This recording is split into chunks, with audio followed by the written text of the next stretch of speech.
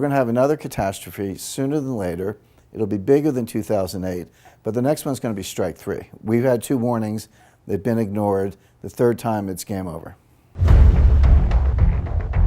We are entering a period of financial crisis that is the greatest the world has ever known. The wealth transfer that will take place during this decade is the greatest wealth transfer in history. Wealth is never destroyed, it is merely transferred, and that means that on the opposite side of every crisis there is an opportunity. The great news is that all you have to do to turn this crisis into your great opportunity is to educate yourself. I believe that the best investment that you can make in your lifetime is your own education. Education on the history of money, education on finance, education on how the global economy works, education on how all of these guys, the central bankers, the stock market, how they can cheat you, how they can scam you. If you learn what is going on and how the financial world works, you can put yourself on the correct side of this wealth transfer.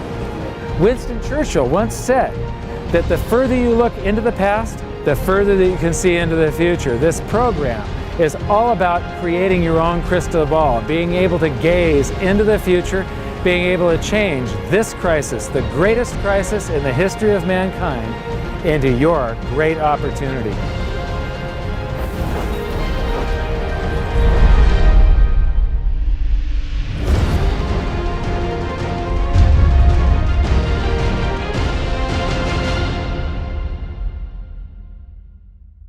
Hi.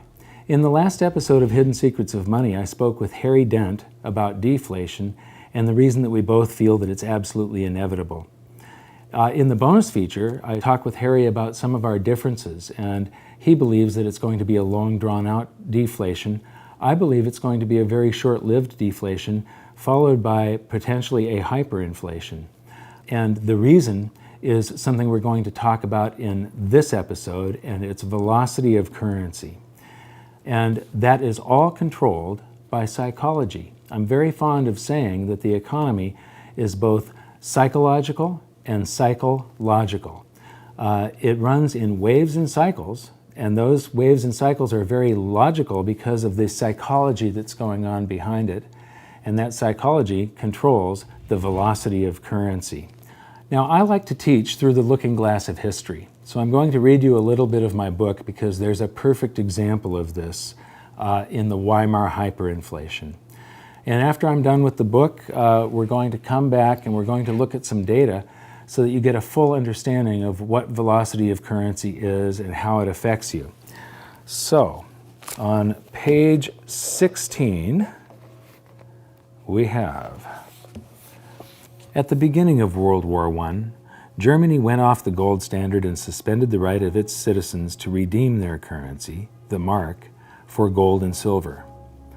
Like all wars, World War I was a war of and by the printing press. The number of marks in circulation in Germany quadrupled during the war.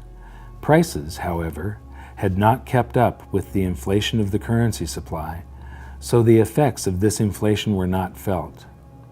The reason for this peculiar phenomenon was because in times of uncertainty, people tend to save every penny, and World War I was definitely a time of uncertainty. So even though the German government was pumping tons of currency into the system, no one was spending it, yet. But by war's end, confidence flooded back along with the currency that had been on the sidelines, and the ravaging effects worked their way through the country as prices rose to catch up with the previous monetary inflation.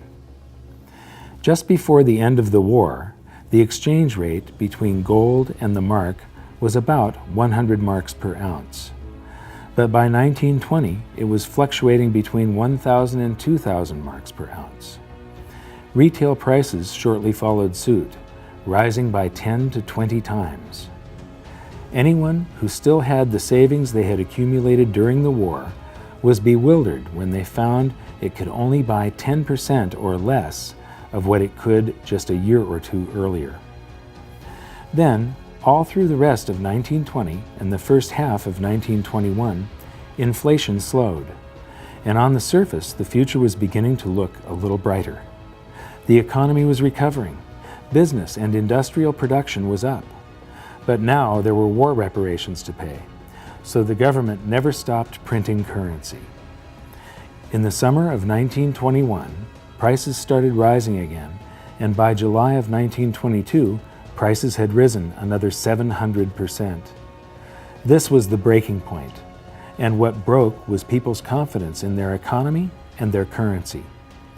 Having watched the purchasing power of their savings fall by 90% in 1919, they knew better this time around. They were smarter. They had been here before. All at once, the entire country's attitude toward currency changed. People knew that if they held onto their currency for any period of time, they'd get burned.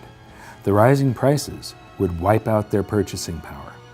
Suddenly, everybody started to spend their currency as soon as they got it. The currency had become a hot potato, and no one wanted to hang on to it for a second.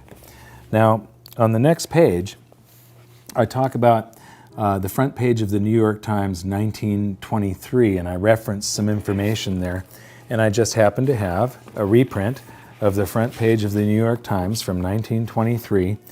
And there's an article here about the German hyperinflation. But what I find more interesting than that is the entire paper is this wonderful time capsule. And if you replaced the names and dates and names of countries and so on in most of these articles, it would all be pertinent today. You'd think that you were reading today's newspaper. But when it comes to this article on the German hyperinflation, it talks about these paper mills pumping out 45 billion marks per day. Now, this is the February edition of the New York Times. By November, those paper mills were pumping out 500 quadrillion marks per day. So now we're going to take a look at velocity and how it could affect us in the future. So this is me. Now, I developed this keynote presentation to make understanding velocity easy. Most economists make it sound really complex and people don't think they can understand it. But stick with me, I think you'll enjoy this. When you're measuring velocity, you're measuring the number of times each unit of currency changes hands. I'm going to have lunch and I'm going to pay the waiter. I'm going to tip him $1. And then he parked in a red zone that morning, so his car got towed. He's going to have to take a cab home, and he's going to pay that cab driver that same dollar when he gets to his destination. Then later on that day, the cab driver is going to have to fill his cab with gas, and he's going to use that same dollar again as part of the payment to pay for his tank of gas. So that dollar was used in 1, 2, 3 transactions. It had a velocity of 3 that day. In other words, $1 bought $3 worth of goods and services. Now we're going to kick this up a notch, and we're going to call this a country of 10 people, this economy of just 10 people, and their currency supply is $1. That's the only dollar that exists. And it circulates once, and so you've got $1 times a velocity of 1 equals a GDP, the size of the economy, is $1. If it circulates twice, it's 2, 3, 4, 5, 6, 7, 8, 9, 10.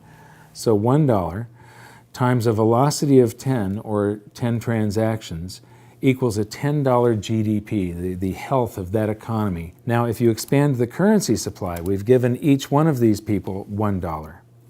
If they all make a transaction, there has now been 10 transactions, but each dollar was only involved in one of them. So it's a currency supply of $10 times 1 transaction each equals a $10 GDP.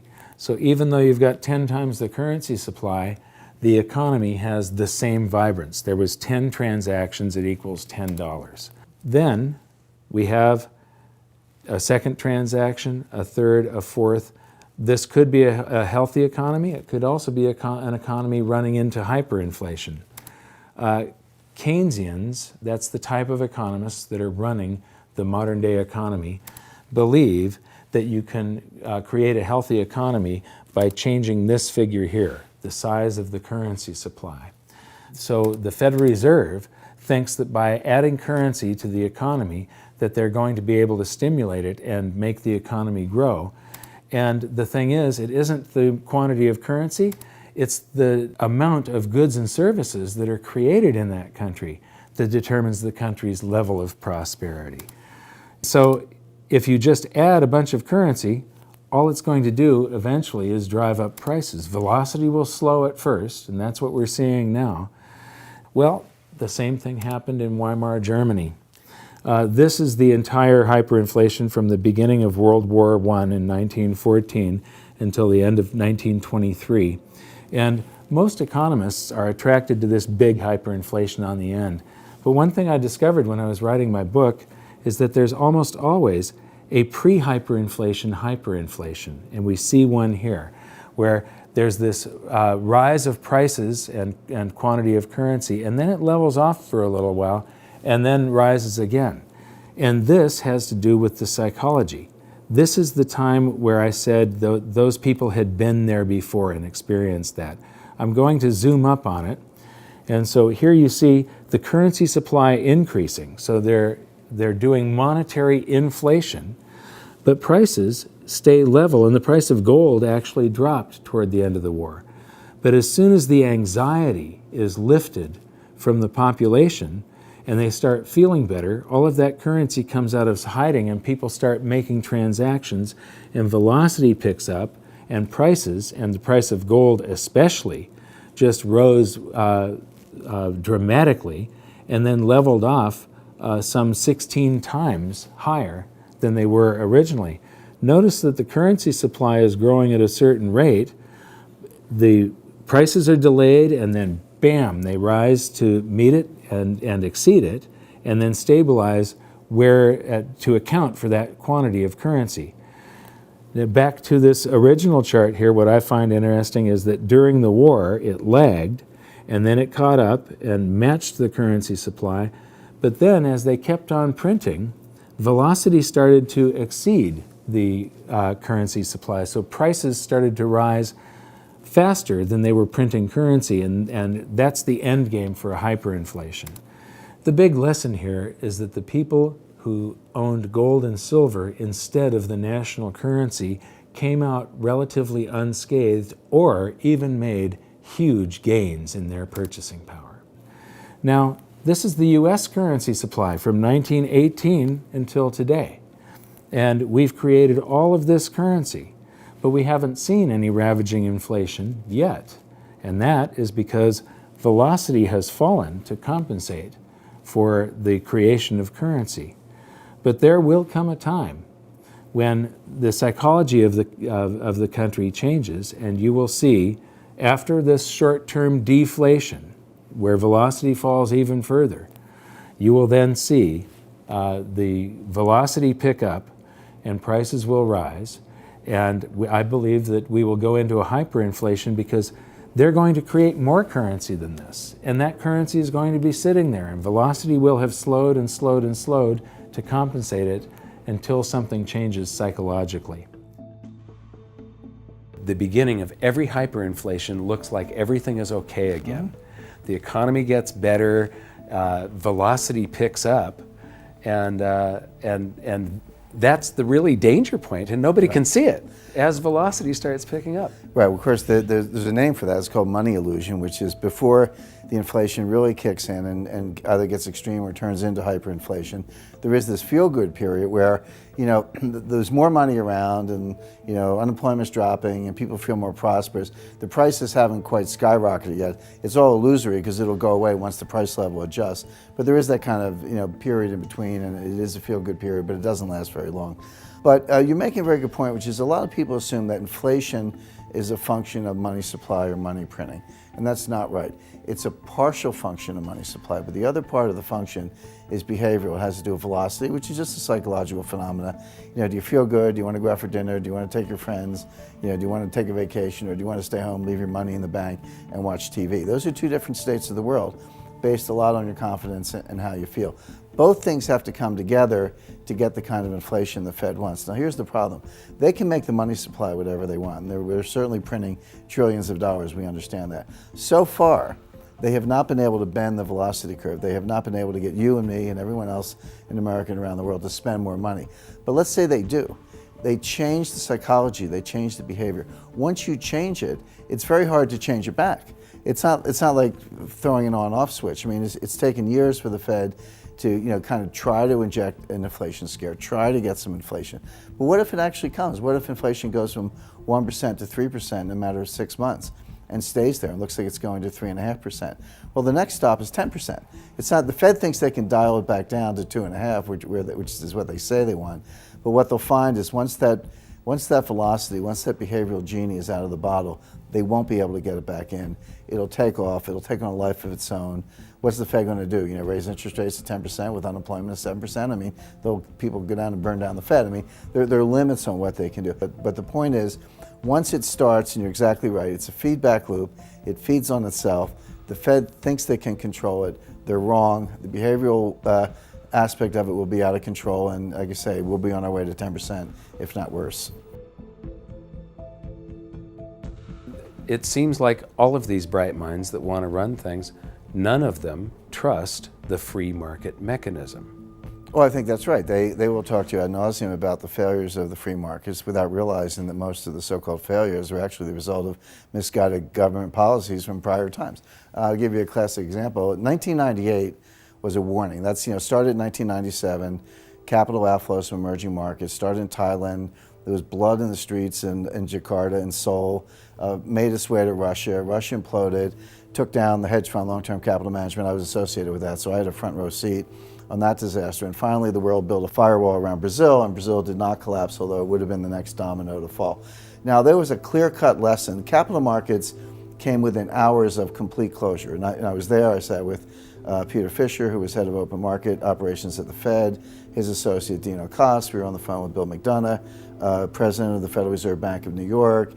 Gary Gensler was there from the Treasury, all the lawyers, all the bankers on Wall Street. We were trying to hold this together. Now, we did bring it in for a soft landing. So the world has kind of forgotten about that episode.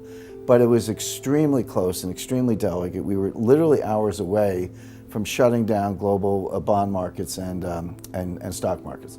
Now, what lessons were learned? Well, the lessons... Well, that cascades into the credit card not working and the gas not coming out Correct. of the pump. That's right. There would have been a global bank holiday, we were Yes. hours away from that. Now, it didn't happen, so everyone's like, oh, no big deal, it's fine, but there were some lessons that should have been learned. Banks should have been broken into smaller units. Derivatives should have been banned, et cetera. There were things that should have been learned from that. Instead, what did we do? We did the opposite. We repealed Glass-Steagall, which allowed banks to be hedge funds. We repealed swaps regulation, which allowed them to create swaps and derivatives on all kinds of other things that had never been done before. We repealed the net capital rule for broker-dealers, so instead of 15-to-1 leverage, you were allowed to have 30-to-1 leverage, which Lehman had on the day it went down. We implemented Basel II, which allowed banks to use more leverage. We did the exact opposite of what we should have learned in 1998. Is it any surprise that 10 years later, we had a bigger catastrophe, almost destroyed capital markets again, and now here we are not learning the lessons again. We haven't done anything we need to do, so therefore, we're going to have another catastrophe sooner than later. It'll be bigger than 2008, but the next one's going to be strike three. We've had 2 warnings. They've been ignored. The third time, it's game over. I don't see any particular difference between my outlook and yours. Certainly a situation where society owes more than it can pay and where it has to default, either honestly or dishonestly, is deflationary. Debt liquidation. Honestly being just a default. We are bankrupt, we can't pay you. Yeah. Dishonestly inflating the debt away. Exactly. Honestly would be to say to the bondholders, yeah, that's right, we say we're going to pay you back, and we say we're going to pay it back with interest. Well, too bad, so sad. Times are tough, we lied. Strong letter to follow, right? Say to guys like me, you're 60? Yep, I know you're supposed to get Social Security when you're 62 or 65. The truth is, we don't have the money, so you're not going to get it, right? That's the honest way. I think the yield to politician is very low with regards to the honest way. So I think that we're going to have deflationary scares, and I think we're going to have deflationary events. I think we're going to have asynchronous events like long-term capital management and things like that, that will initially have deflationary outcomes. But I suspect, like you, that the demand for the public will be for the big thinkers to solve that problem and solve it in the only way they know how, which is to fill every crack, even the Grand Canyon, with currency. So how is this all going to play out? You know, I don't know exactly, but what I do know is that the longer this goes on, the bigger it's going to be.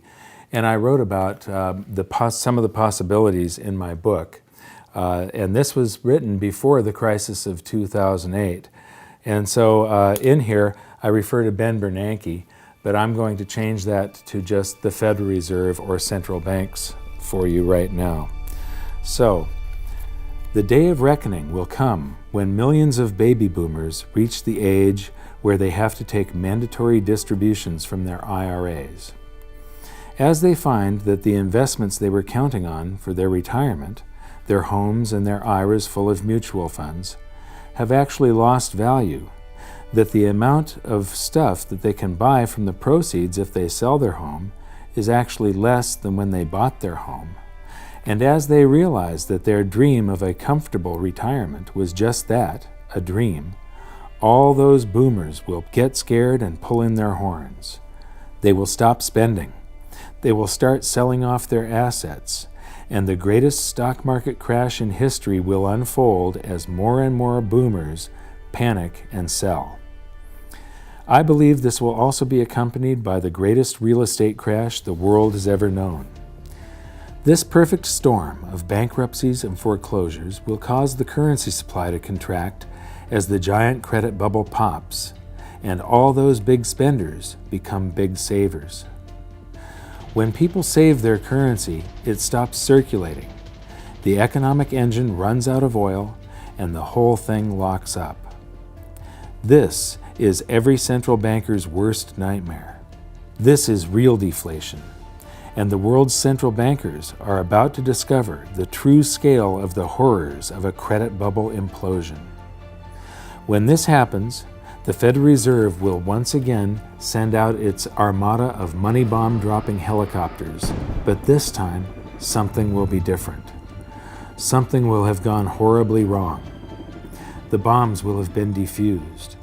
The Fed will try pumping the banking sector by buying up every kind of debt they can get their hands on, but to no avail. They will go to the extraordinary measures that they had said they were prepared to go to. They will buy every mortgage, mortgage-backed security, and any other type of debt that panicky investors and banks are trying to sell, but nothing good will come of it. They will start buying stocks to buoy the stock market, but retail sales will continue to plunge. They will try broad-based tax cuts, but it won't jumpstart the economy. They will work with foreign central banks to buy each other's debt, but the global economy will continue to plummet. People will finally see through the veil. They will see what Dorothy, the Scarecrow, the Lion, and the Tin Man saw, that the Wizard of Oz is really just some dopey old guy frantically pulling levers.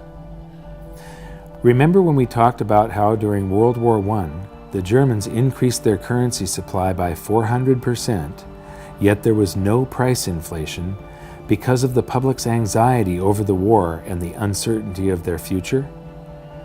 Imagine the anxiety 75 million baby boomers will feel as they approach retirement, only to find their homes and their mutual funds are now worth next to nothing. The nest egg, ladies and gentlemen, has just cracked. When they get their tax rebates, are they going to buy that new big screen TV and the latest cell phone? I think not. I think they're going to save every dime they can get their hands on, just like in Germany during the war. But there will be a point at which a threshold is reached. For each income class, it will be different. It will be the point where they feel that they've finally got enough saved for retirement. For some, it will be $100,000. For others, it will be $1 million. And for others still, it will be $10 million. The Fed knows there is a point where they'll finally feel safe enough to replace that aging computer and maybe get that new TV. At this point, the boys at the Fed will buy enough government debt to fund tax rebates for all the taxes in the previous year, but still, nobody will buy that new car. The threshold the Fed is looking for will not be reached. Then, in not-so-quiet desperation, the Fed will say, "Screw the helicopters, send in the bombers." And as the shadow of millions of stealth currency bombers darken the skies, currency will begin to fall like rain in the desert. As Joe Sixpack and John Q get tax rebate checks in the mail for all the taxes they paid during their entire lifetimes, fear will be temporarily alleviated and some of that currency will come out of hiding, just as in Weimar Germany. Prices will rise quickly and dramatically as all that stored-up currency energy is released. In a panic, the Fed will call back the bombers, but it will be too late. There's nothing they will be able to do to stop it now because the hyperinflation will have already begun. The Dow will begin an invisible crash of epic proportions and gold prices will shoot to the moon. If you are wise enough to moor your boat in the safe harbors of gold and silver and other commodities, you will weather the storm. It won't be pretty, but at least you'll be safe. At this point, confidence in the currency will fall faster than it can be created. Cost of living increases for government employees, and the costs of all government projects, the subcontractors, the labor, the materials, will all skyrocket. And each time more currency is created to pay for the increases, the value of the currency will fall even faster. In times like that, governments have only two choices: shut down the government and all of its projects and services, send everybody home without pay, turn off the printing presses, and wait for the free market system to discover price levels that account for the quantity of the currency in the supply, or print the currency into oblivion. Governments have always chosen the latter. But the stored-up energy of excess currency creation doesn't have to take place within the United States, and it doesn't necessarily have to be in the future. In fact, there is an abundance of stored-up currency just waiting to be released right now. As I mentioned earlier, all the dollars we sent overseas to other countries to buy their goods and services are now sitting in their bank accounts, just waiting to be spent. Eventually, the world economy will lose faith in the US dollar and will want to dump it by buying up goods. And as all those dollars come flooding back into the US, it will, of course, cause the prices of those goods and services to rise and could, and probably will, trigger a scenario much like the one I have just finished describing. Throughout history, economists have suffered from what I like to call this time syndrome. This time, they've become masters of the economic universe. This time, they've figured it out. This time, they've tamed the economy. This time, they've mastered the art of infinite currency amplification. This time, a fiat currency will work. History gives this a probability of 0. Each time we sailed toward economic doom, the greatest financial minds in the world were at the helm. Do you really think we should continue letting them steer the ship? I think not. It would be nice if we started listening to people that have been right rather than the people that have theories. And it would be great if they would allow the free market to work, but that's not the way it's going to happen. The people that have the theories will continue to rule, and we will vote for people that don't know what they're doing. And so the best that we can do is try to protect ourselves and even, potentially benefit from government and economists' stupidity. And so the way you do that is by learning as much as you can about what's happening and developing your own opinions on what is coming at you rather than being reactionary. And you can do that by watching some of the bonus feature. Just click the info button and we'll see you in the bonus feature. And until next time, until the next episode, see you there. Ready to sir!